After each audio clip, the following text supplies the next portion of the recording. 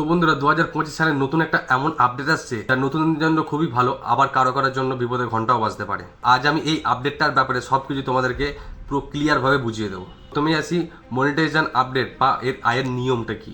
Short video আর long video মানে দুটোর কিন্তু আলাদাভাবে ওয়াচ টাইম ধরা হচ্ছে না, একইভাবে ওয়াচ টাইম ধরা হচ্ছে। 1000খানা সাবস্ক্রাইবার আর 4000 ঘন্টা ওয়াচ টাইম যদি পূর্ণ হয়ে থাকে তাহলে তুমি মনিটাইজেশন পাবে। যারা শর্ট ভিডিও নিয়ে কাজ করছো তাদের শর্টসে কিন্তু প্রায় 30 মিলিয়ন ভিউ থাকাতে লাগবে, 30 মিলিয়ন ভিউ থাকা লাগবে, নাহলে কিন্তু তোমরা মনিটাইজেশন পাবে না। তো এবার আসি 2 নম্বর আপডেটের বিষয়ে। এখন বন্ধুরা ওয়াইটি স্টুডিওতে এআই সাজেশন দেবে।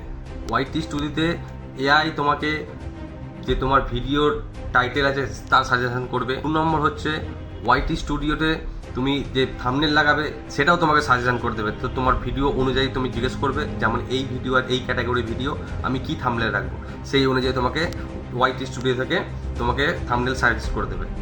এমনকি তোমার ভিডিওর স্ক্রিপ্টটা পর্যন্ত সাজেশন করে দেবে। তো আশা করি বুঝতে পারছি আমি কি বোঝাতে চাইলাম তোমাদেরকে। তো এবার আসি 3 নম্বর আপডেটের ব্যাপারে। 2025 সালে শর্ট আর লং ভিডিও কিন্তু দুটোই কাজ করছে। আমরা শর্ট ভিডিও ছাড়ছি কিন্তু শর্ট ভিডিও তাড়াতাড়ি গ্রো করছে না। হচ্ছে এই যে এআই মেটা যে চলে এসেছে তোমার ওয়াইটি স্টুডিওতে, এমন এমন ওয়ার্ড দেওয়া আছে বা কিছু কিছু এমন শব্দ দেওয়া আছে, বা আমরা ভিডিও বানাচ্ছি, ভিডিও বানাতে গেলে সেই ভিডিওতে স্ট্রাইক চলে আসছে। ওই জন্য তোমাকে ইউটিউব সেই ভিডিওটা সাজেস্ট করছে না কারোর কাছে, বা ভিডিওটার ভিউজ আসছে না। আগে আমরা জানতাম কি যে শর্ট ভিডিওতে বেশি ভিউজ আসছে, শর্ট ভিডিওতে করলে বেশি তাড়াতাড়ি গ্রো হয় চ্যানেলটা। এখন আর সেটা হচ্ছে না। যারা এআই ভিডিও বানাও তাদেরও কিন্তু চ্যানেল মনিটাইজ হবে না, আর যাদের হয়ে গেছে তাদেরও চ্যানেল কিন্তু ডিমনিটাইজ হয়ে যাবে।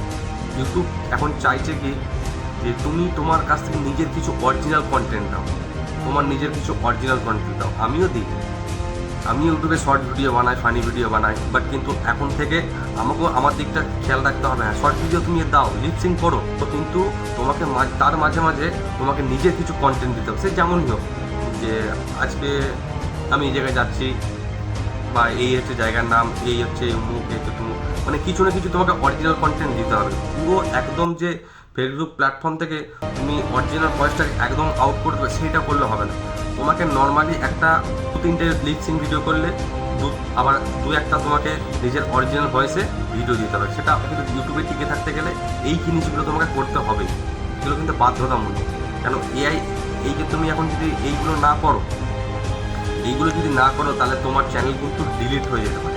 3 করে কষ্টে করা চ্যানেল যদি ডিলিট হয়ে যায়, মানে কি যে কষ্ট একবার যার ডিলিট হয়েছে তারাই জানে।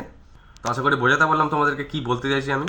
এবার আসি ইউটিউবের 4 নম্বর আপডেট, কপিরাইট এবং এআই আপডেটের ব্যাপারে।